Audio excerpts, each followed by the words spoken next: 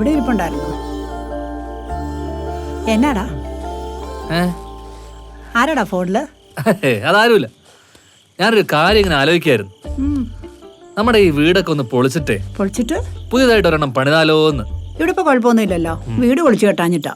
എന്റെ പൊന്നമ്മേ, നാളെ ഒരു കൂട്ടർ പെണ്ണി ചോദിച്ച് എന്നെ കാണാൻ വരുമ്പോ അവരെന്താ വിചാരിക്കും? ഈ കൂറ സെറ്റപ്പ് ഒക്കെ കണ്ടിട്ട് ഇവിടെ നല്ലൊരു ബെഡ്റൂം ഉണ്ടോ, ബാത്റൂം ഉണ്ടോ, എന്തിനു കാറ് പാർക്ക് നല്ലൊരു സ്ഥലമുണ്ടോ? ഓ കാറ്, നീ ആ ബാത്റൂമിന്റെ ഷീറ്റ് മാറ്റിയിട്ടേ അതിന്റെ പൈസ ഇതുവരെ കൊടുത്തില്ലല്ലോ.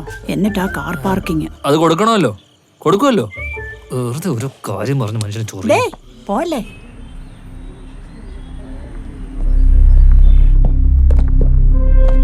സാറേ നമസ്കാരം. ഞങ്ങൾ എന്തിനാ വന്നതെന്ന് സാറിന് അറിയാലോ.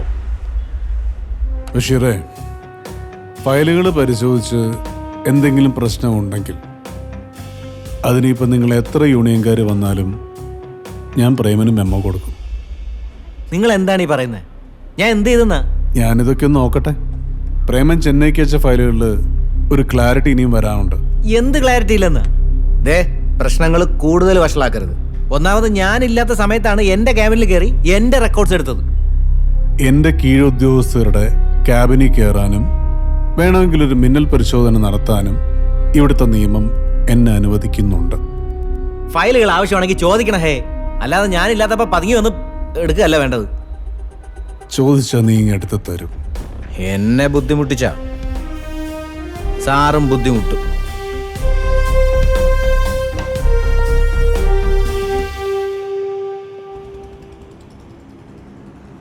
അത് പിന്നെ സാറേ ഞങ്ങൾക്ക് പറയാനല്ലേ പറ്റുള്ളൂ, അവർ എഴുതണ്ടേ. അത് നിങ്ങൾ നോക്കേണ്ടതാണ് സാറേ. സർ, ആക്ച്വലി ഇവര് നമ്മുടെ രജിസ്റ്റർഡ് ആണെങ്കിൽ ഫോൺ നമ്പറും ഇല്ല, ടൈമും ഇല്ല. ദാ ഷൂ എന്ന് പറഞ്ഞൊരു ഒപ്പ് ഇട്ട് വെച്ചിട്ടുണ്ട്. അല്ല സാർ, 2-3 കേസുകൾ വിട്ടുപോയിട്ടുണ്ട്. നമ്മൾ മൂത്രമൊഴിക്കാനോ വല്ലതും പോയപ്പോൾ സംഭവിച്ചതായിരിക്കും സാർ. പക്ഷെ സാറിന്റെ ഗസ്റ്റ് കൃത്യമായിട്ട് എഴുതിയിട്ടുണ്ട്. അതൊക്കെ വിട്ടുകളാ. ശരി. അതെ, ഈ പോകുന്നവരുടെ വരുന്നവരുടെ കാര്യത്തിൽ ഒരു ക്ലാരിറ്റി വേണം കേട്ടാ. ഇനി ശ്രദ്ധിക്കാം സാർ. ശരി എന്നാ. താരക്കുട്ടിക്ക് ഇതിൽ ഏത് റൂമാ ഇഷ്ടം?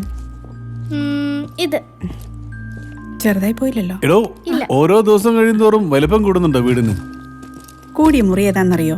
മാഷ് ഇന്നലെ പറഞ്ഞ കാലാവസ്ഥ മുറി. അയ്യോ, അത് വേണം. എന്റെ വാന നിരീക്ഷണം അത് വേണം. നമ്മൾ ആ കൂടെ ഒരു വീടല്ലേ വെക്കുന്നുള്ളൂ ലൈഫില്, അല്ലേ? No comments. ആ, താങ്ക്സ്. ഇന്നിവിടെ ആ ഒരു ഗസ്റ്റ് വന്ന്. ഗസ്റ്റാ? ഇവിടെയാ ബെസ്റ്റ്. അല്ല, രജിസ്റ്ററില്. അയ്യോ, കളക്ടർ. ഹലോ രവി. ആ സർ. ആ ഫ്ലഡിന്റെ ഫയലിൽ നിങ്ങളുടെ റിപ്പോർട്ട് വളരെ വളരെ ഇമ്പോർട്ടൻ്റ് ആണ്. എന്താന്ന് വെച്ചാൽ അത് വെച്ച് മാത്രമേ നമുക്കൊന്ന് കണക്ട് ചെയ്യാൻ പറ്റൂ. എന്നാലേ നമുക്കൊന്ന് തടിതാപ്പാൻ കഴിയൂ. സാർ അതിലൊരു ടെൻഷൻ ആവണ്ട. ഫയലൊക്കെ ഞാൻ കൊണ്ടുവന്നിട്ടുണ്ട്. ഇനി അത് എത്ര രാത്രിയാണെങ്കിലും അത് കംപ്ലീറ്റ് ചെയ്ത് എനിക്ക് ഫോർവേഡ് ചെയ്തിട്ട് മാത്രമേ രവി ഉറങ്ങാൻ പാടുള്ളൂ. Sure sure.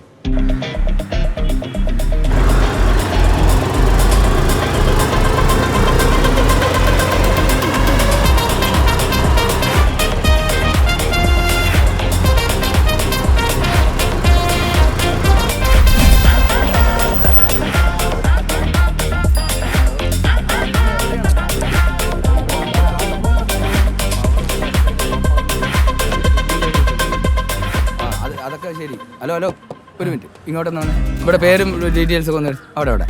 ആ, അല്ല, ഇവിടെ ഫ്ലാറ്റിൻ്റെ മൊത്തം വർക്കും ഏറ്റെടുത്തത് നിങ്ങളല്ലേ? അപ്പോൾ എന്നെ വിളിച്ചിട്ടാണ് ചീത്ത പറയണത്. ആ, അതന്നെ ഞാൻ പറയണത്. അപ്പോൾ എന്തെങ്കിലും കംപ്ലൈൻറ്റ് വന്നാൽ നിങ്ങളല്ലേ ശരിയാക്കേണ്ടത്.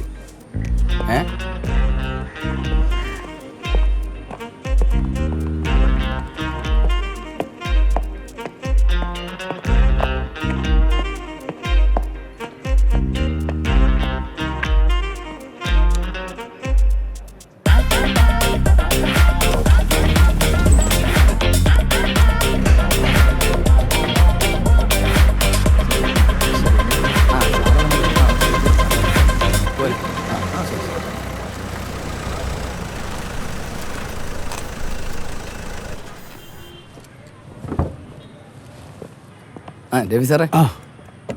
സാറിനൊരു ഗസ്റ്റ് ഉണ്ടായിരുന്നു. പക്ഷേ അവർ രജിസ്റ്ററിൽ എഴുതിയ നമ്പർ കറക്റ്റ് അല്ല. എന്നുവെച്ചാൽ? അല്ല സാർ, അവർ എഴുതിയിരിക്കുന്നത് 9 അക്കമുള്ളൂ, 10 അക്കവും ഇല്ല. അപ്പോൾ സാറിന് നമ്പർ പകരം എഴുതിക്കോട്ടെ. ഇതൊക്കെ അപ്പോൾ ശ്രദ്ധിക്കണ്ടേ? അല്ല സാർ, ഞങ്ങളെ ഇപ്പോഴാണ് കാണുന്നത്.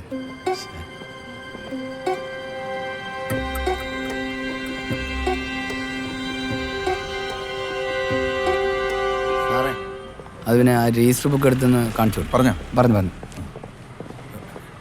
ഇതുകൊണ്ട് പറയുന്നല്ല സാറേ, എന്ത് ചെയ്താലും സെക്യൂരിറ്റിയാ കുറ്റം. ഞാൻ മുമ്പ് നിന്നൊരു ഫ്ലാറ്റ് ഉണ്ടായിരുന്നു, സൺഷൈൻ. അവിടെ മൊത്തം ഉടായിപ്പായിരുന്നു. വരുന്നവർ എന്തെങ്കിലുമൊക്കെ എഴുതി വെച്ചങ്ങ് പോകും. നമുക്കറിയാതെ പിന്നെ ഇവിടത്തെ ഫ്ലാറ്റിലെ ചില കാര്യങ്ങൾ പറയാൻ തുടങ്ങിയാലുണ്ടല്ലോ. അയ്യോ, ഇതാ നോക്കി സാർ, ഇതിനു മുമ്പ് ഈ ഗസ്റ്റ് തന്നെ വന്നത്. അന്ന് തന്നെ നമ്പർ വിളിച്ചിട്ട് കിട്ടുന്നില്ല. ഓ, ഒരു നമ്പർ കുറവാണ്. ചിലപ്പോൾ ഗസ്റ്റിന് എന്തെങ്കിലും തെറ്റ് പറ്റിയതായിരിക്കും.